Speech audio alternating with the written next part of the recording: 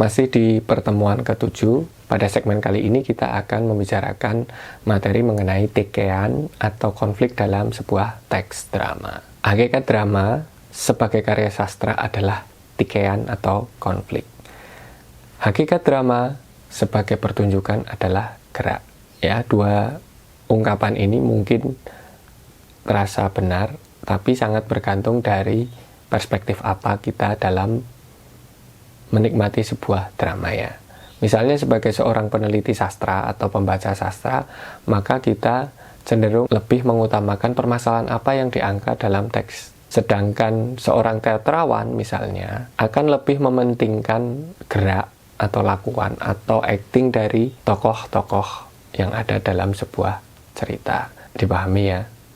Yang menarik bahwa tikean atau konflik yang dihadirkan pada teks drama atau mungkin juga karya fiksi atau prosa fiksi itu berasal dari kehidupan. Di pertemuan sebelumnya kita sudah membahas ya bahwa sumber drama adalah kehidupan. Maka konflik yang diangkat pada teks drama juga berasal dari kehidupan.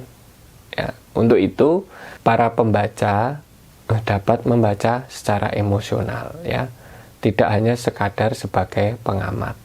Dia cenderung akan berempati pada permasalahan-permasalahan yang mungkin dekat dengan kehidupannya.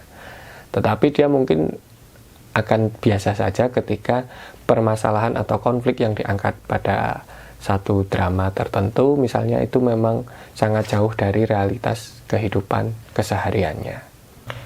Ada beberapa jenis konflik atau tikean yang umum dikenal dalam sebuah cerita. Yang pertama, psychological conflict, yaitu konflik kejiwaan atau konflik dalam diri seseorang. Konflik ini adalah perjuangan seorang tokoh untuk melawan dirinya sendiri.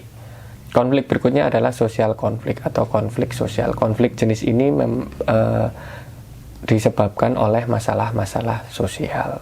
Konflik berikutnya adalah physical or element conflict, yaitu konflik alamiah, yaitu konflik antara manusia dengan alamnya. Selain beberapa jenis-jenis konflik yang telah disebutkan di bagian sebelumnya, sebenarnya ada jenis-jenis konflik yang lain ya. Tetapi pada hakikatnya konflik ini adalah perincian ulang terhadap 3 jenis-jenis konflik yang telah disebutkan di bagian sebelumnya. Misalnya, konflik manusia dengan takdir Tuhan bisa dimaknai dengan konflik psikologi atau konflik alamiah. Terus, konflik manusia dengan diri sendiri, ya ini tentu saja sama ya dengan konflik alamiah. Manusia dengan manusia lainnya, ini tentu saja konflik sosial. Manusia dengan masyarakat, konflik sosial. Manusia dengan teknologi, ini juga berarti konflik sosial karena biar bagaimanapun teknologi adalah hasil produk dari masyarakat. Lalu manusia dengan supranatural, ya ini konflik manusia dengan alam supranatural. Misalnya konflik manusia yang percaya atau tidak terhadap supranatural. Yang terakhir adalah manusia dengan alamnya. Jelas ya? Sampai di sini dulu.